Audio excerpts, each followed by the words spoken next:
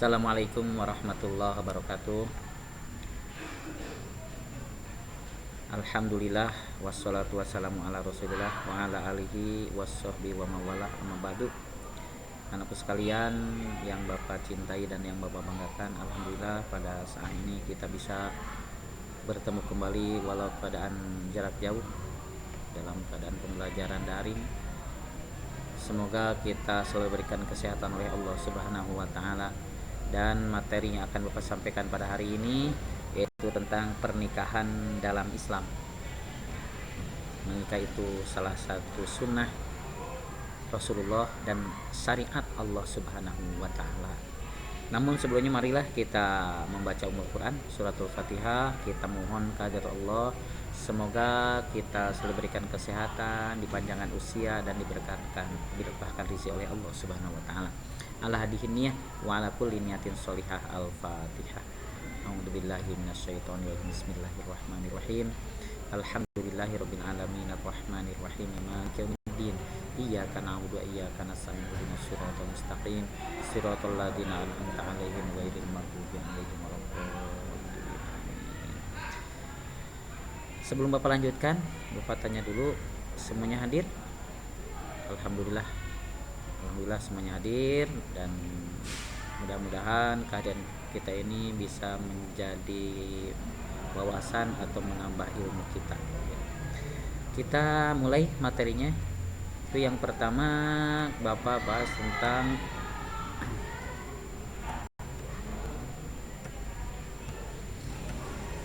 tujuan pembelajaran.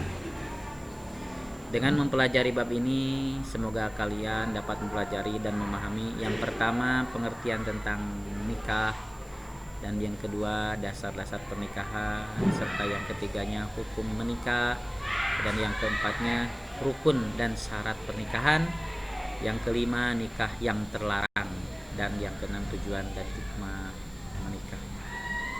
Kita lanjutkan. Yang pertama pengertian nikah. Pengertian nikah ini ada dua ya. Yang pertama secara bahasa, yang kedua secara istilah atau secara syara. Pengertian nikah secara bahasa adalah al-istima wad-dham, berkumpul dan menyatu. Jadi tidak hanya berkumpul, tapi harus menyatu juga, itulah nikah. Tapi secara istilah adalah akad atau perjanjian misakun golido yang mengandung kebolehan melakukan hubungan seksual dengan memakai lafaz nikah atau tazwij. Jadi memakai ankah tuka atau zawaj tuka, itu nikah. Jadi kalau tidak memakai lafaz ankah tuka atau zawaj tuka, itu tidak sah pernikahannya, walaupun ada ikatan perjanjian. Jadi yang pertama pengertian nikah. Yang kedua dasar-dasar pernikahan. Apa sih dasarnya disunahkan pernikahan? Ini banyak sekali Al-Quran yang menyebutkan, cuman Bapak tulis hanya satu ayat, yaitu dalam surat Ar-Rum ayat 21. A'udzubillahi minasyaitonirrajim. Bismillahirrahmanirrahim. Wa min ayatihi an khalaqalakum min anfusikum azwajal litaskunu ilaiha wa ja'ala bainakum mawaddatan wa rahmah inna fi dzalika laayatil liqaumi yatafakkarun. Jadi intinya ayat tersebut menjelaskan bahwa manusia itu diciptakannya berpasang-pasangan. Jadi ada siang, ada malam, ada laki-laki, ada perempuan, itu berpasang-pasangan.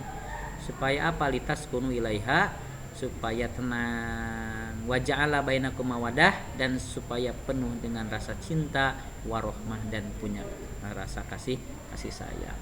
Dan juga dasarnya dari hadis Rasulullah SAW, ya ma'syarus sabab man istata'a minkumul ba'ata falyatazawwad fa innahu aghaddu lil basar wa ahsanu lil farj wa man lam yastati falahi bisawm fa innahu lahu wijaun. Wahai para pemuda, barang siapa di antara kalian berkemampuan untuk menikah, maka menikahlah. Jangan ditantarin kalau kita sudah mampu, karena nikah itu lebih menundukkan pandangan dan lebih membentengi farji, kemaluan kita. Dan barang siapa yang tidak mampu, gimana kalau tidak mampu? Maka hendaklah ia saum, ia puasa, Kalau tidak mampu menikah, puasalah. Dengan puasa insya Allah syahwat kita akan turun. Karena saum itu ia dapat membentengi dirinya ya, dari perbuatan dosa dan maksiat. Hadis riwayat Bukhari, Muslim, Tirmidzi dan lainnya. Serta Undang-Undang nomor 1974 tentang perkawinan, itu dasar pernikahan. Selanjutnya hukum pernikahan ya, terbagi menjadi 5. Ada mubah, ada wajib, ada sunnah, ada makruh, dan juga ada nikah yang haram. Nah, sekarang selanjutnya rukun dan syarat nikah. Karena nikah itu harus benar syaratnya, harus benar rukunnya. Mana sih rukun nikah? Mana sih syarat nikah? Rukun nikah itu ada 5. Pertama adanya calon suami, yang kedua adanya calon istri, dan yang ketiga adanya wali nikah ya. Jadi mau gimana pernikahan kalau nggak ada calon suami atau calon istri atau ada wali nikah. Dan yang keempat adanya 2 orang saksi, serta yang kelima adanya ijab dan qabul ya. Itulah rukun nikah. Jadi harus ada 5. Yang 5-5-nya harus ada ya. Ini syarat-syaratnya sangat banyak sekali ya. Di antaranya syaratnya adanya calon suami. Syaratnya calon suami harus apa sih? Pertama, ya harus agama Islam ya. Yang kedua, atas kehendak sendiri. Dan yang ketiga, bukan mahram. Dan yang keempat, tidak sedang haji atau umroh. Itu syaratnya adanya calon suami. Yang kedua, syaratnya calon istri. Yang pertama, agama Islam, tidak terpaksa dan tidak bersuami ya. Dan juga bukan mahram, tidak sedang masa iddah, dan tidak sedang ihram atau haji ya. Tidak sedang ihram, haji atau umroh. Syaratnya wali, yang pertama mukalaf itu Islam, dewasa, sehat, akal, itu mukalaf. Yang kedua ya harus laki-laki, tidak boleh wali perempuan. Yang ketiga harus adil, jangan yang orang fasik. Orang fasik tidak boleh dijadikan wali nikah. Dan yang keempat, tidak sedang ihram, haji atau umroh. Terus syaratnya ada 2 saksi, yaitu yang pertama Islam. Jadi syarat saksi itu harus Islam. Yang kedua dewasa. Jangan saksi masih kecil, anak kecil jadi saksi, tidak boleh. Yang ketiga sehat akalnya ya. Jangan orang yang gila jadi saksi. Dan yang keempat yang paling utama, jangan fasik ya. Walaupun dia sebagai pemimpin di negaranya, pemimpin di masyarakatnya, pemimpin di desanya atau di mananya, jangan dia itu jadi saksi. Lebih baik oleh orang-orang yang alim, yang benar-benar, yang tidak fasik. Dan yang kelima, hadir, ada di dalam akad nikah. Dan syaratnya yang kelima atau ijab qabul itu harus dengan kata-kata nikah atau yang semana dengan itu. Jadi adanya ijab itu berarti kata-kata dari wali nikah. Kalau qabul, kata-kata penerimaan dari calon suami. Lanjutkan, yaitu nikah yang dilarang. Nikah yang dilarang. Jadi ternyata ada nikah yang disyariatkan oleh Islam, dan ada nikah yang dilarang. Mana nikah yang dilarang? Yang pertama nikah mut'ah. Nikah mut'ah itu nikah kontrak ya. Kawin kontrak berjangka, berwaktu. Itu nikah mut'ah. Itu nikah yang sangat dilarang, tidak boleh dilaksanakan ya. Cuman ada beberapa gelintir orang yang melaksanakan nikah mut'ah ya, itu mengakui bahwa nikah itu diperbolehkan. Tapi menurut hukum kita Islam Ahlussunnah wal Jamaah tidak boleh nikah mut'ah, nikah kontrak ya, karena dampaknya akan besar sekali. Yang kedua, nikah masa idah ya.